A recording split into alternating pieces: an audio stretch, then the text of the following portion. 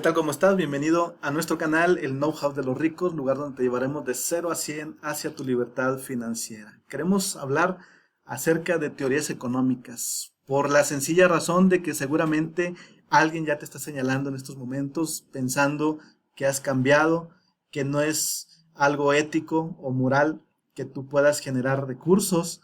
Y bueno, esto se basa en aspectos que tienen que ver con ideologías, con ideas que las personas tienen y con ignorancia sobre el tema. Así es que yo quiero darte bases para que tú te puedas sentir tranquilo, seguro de que tú lo que estás haciendo es correcto y que es ético y que es moralmente aceptable también. Entonces, hoy vamos a hablar acerca de teorías económicas, que es de donde parte todo esto que tiene que ver con tu libertad financiera. Las teorías económicas son cada una de las hipótesis de los modelos económicos y comerciales con los que trabaja cada país. Cada país escoge cuál es su modelo económico. La economía es la administración de la escasez. Hay infinidad de necesidades y hay una cantidad limitada de recursos.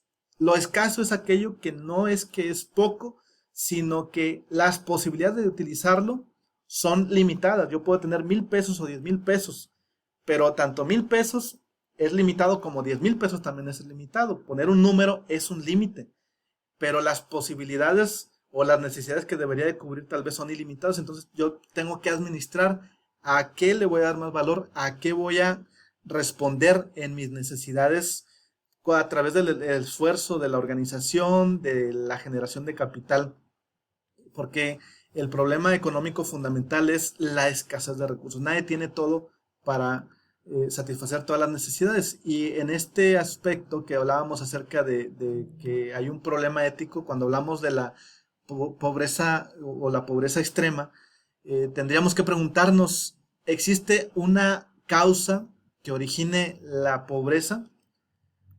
¿Qué es lo que origina la pobreza? Bueno, lo que podemos responder es que la pobreza es incausada. La pobreza no es que tenga una causa. La pobreza existe porque es parte de la naturaleza humana. La pobreza es parte de la escasez. Hay escasez de tiempo, por ejemplo. Tenemos un límite de vida.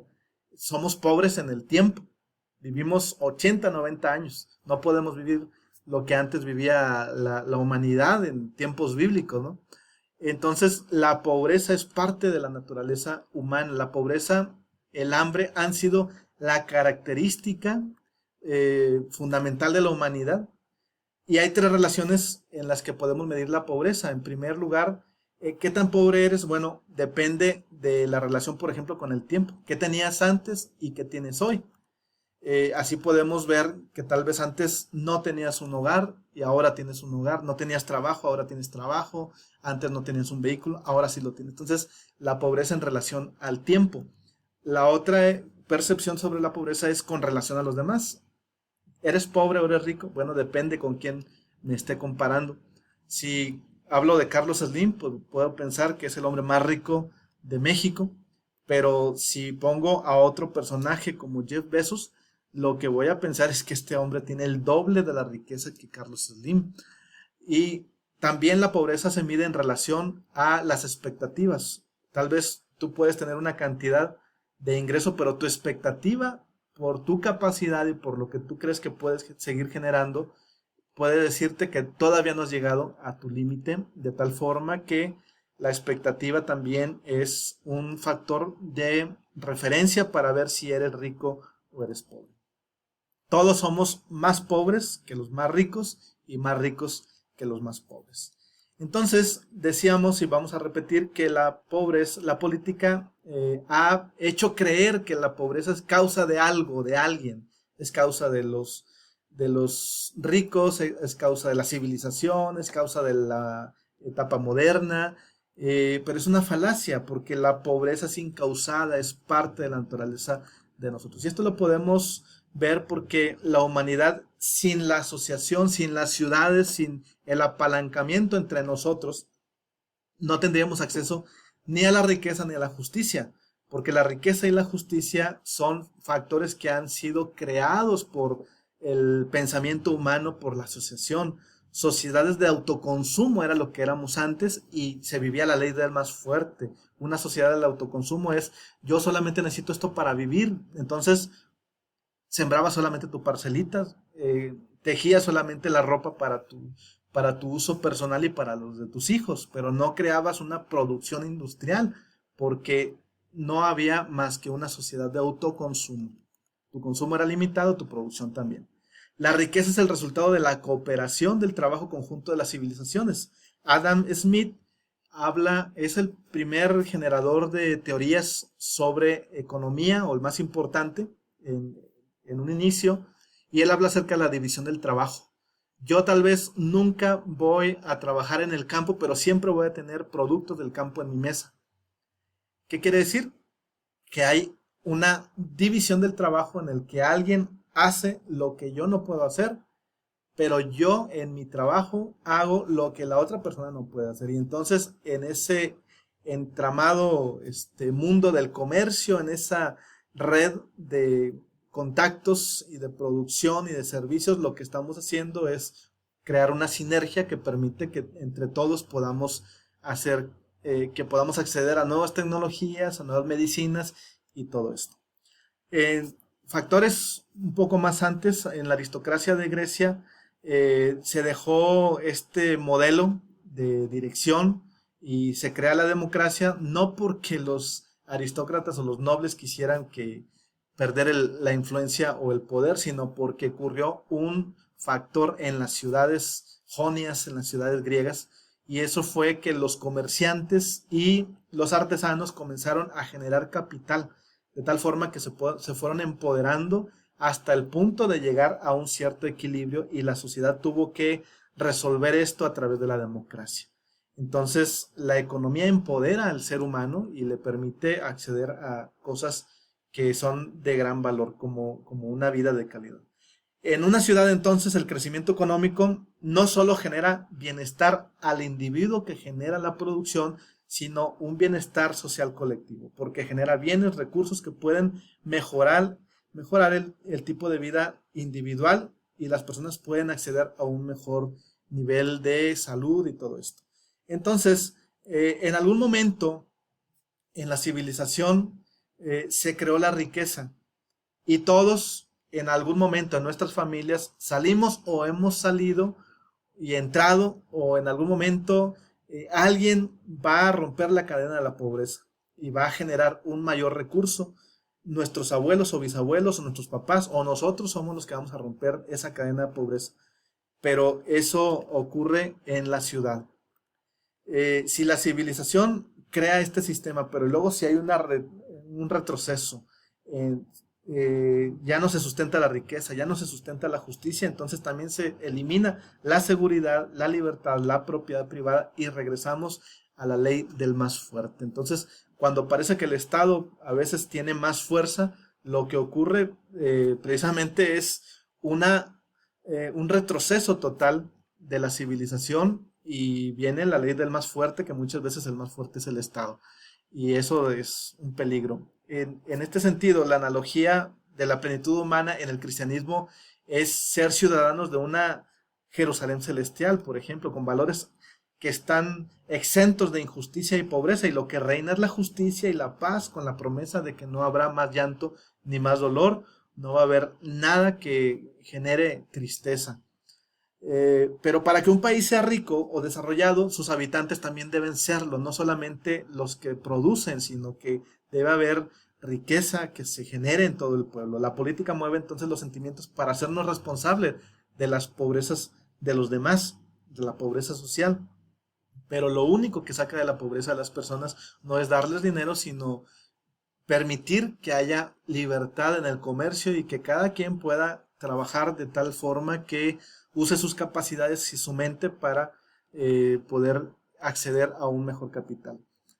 Si alguien se siente incómodo y no cree que esto sea correcto, tiene conflictos con los que generan riqueza, porque siente que por ética no debería él de acceder a mejor riqueza si hay pobreza en el mundo, entonces yo quiero decirle que esto es una falacia, porque la pobreza no la crean los ricos.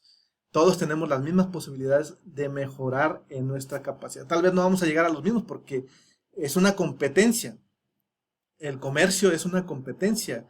Pero si una persona no cree esto, entonces debería ser más congruente con su modelo de vida y no apalancarse del progreso de la sociedad y ser como los menonitas, que son congruentes con su visión sobre la ética, sobre el cristianismo, por ejemplo, y ellos generan sus propios alimentos, su propia ropa y tienen una comunidad a la que se unen y es una comunidad que pues tiene un factor económico importante, pero son congruentes con sus creencias, eso es a lo que quiero llevar. Entonces, si una persona dice eso no es correcto, bueno, pues fabrica tu propio alimento, fabrica tu propia ropa y genera tus propios recursos.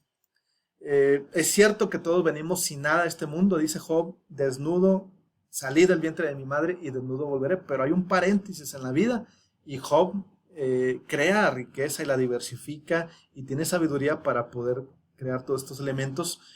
Llegas a esta vida con una infinidad de posibilidades en tus capacidades que Dios pone en tus manos, en tu mente, en tu corazón, en tus pasiones, en tu fuerza, capacidades mentales, capacidades motrices que permiten que accedas a un mejor estilo de vida. Si la cantidad de riqueza que hay en un estado es producto del mismo estado y éste la reparte, y algunos son más listos para poder quedarse con una rebanada mayor del pastel, entonces ahí sí habría injusticia, pero el que crea la riqueza no es el Estado no está repartiendo la riqueza, sino que la riqueza se crea del mercado, del consumo, de la oferta y la demanda.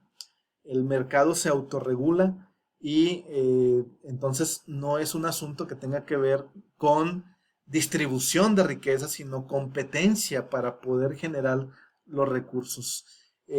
Porque en una sana economía lo que vamos a tener es que vamos a tener el Estado, que es una creación artificial, no existe, no es natural, pero se crea el Estado. Lo que sí hay en la naturaleza es la capacidad para institucionalizarse y es algo que no inicia en el punto cero de partida de la humanidad, pero llega un momento en que el ser humano se institucionaliza por naturaleza. Pero el Estado entonces permite regular lo básicamente regulable y no invade aspectos mercantiles, solamente está como árbitro de esa meritocracia comercial o mercantil. Y bueno, el punto 2 es que el mercado se autorregula. Adam Smith decía que hay una mano invisible que regula los precios de la oferta y la demanda. No tienes que meter las manos. El valor y el costo tienen que ver con el valor percibido y el costo de producción. Tú puedes tener tal vez un producto que su costo de producción fueron 2 pesos, pero el valor percibido del mundo es de 30 pesos, por ejemplo. Entonces, no precisamente vas a poner un producto al costo de producción, sino al costo percibido, al valor que le da la gente a ese producto. El cliente es quien determina el precio de los productos. Otro punto importante es que dentro de este mercado, unos son más hábiles que otros y algunos son más lentos. Algunos son más temerosos para invertir, algunos han generado menos herramientas técnicas para quedarse con más recursos. Y entonces es el factor de la competencia. Algunos van a tener que mejorar, algunos tuvieron tal vez mejores oportunidades, están en otro proceso, están más adelantados que nosotros, pero no quiere decir que no vayamos a llegar a ese lugar también. Entonces no es un asunto de injusticia, sino de competencia, de libre mercado, y lo que hay que hacer no es detener al que más produce, sino ayudar a quien hace poco a que lo haga mejor y con un menor costo de producción, porque la competencia es propia de la naturaleza humana. Todos desde pequeños aprendimos a competir. Esto es lo que ha mantenido al ser humano más allá de la sobrevivencia, más allá de solamente tener para poder consumir y que ha generado riqueza que regresa como un bien social.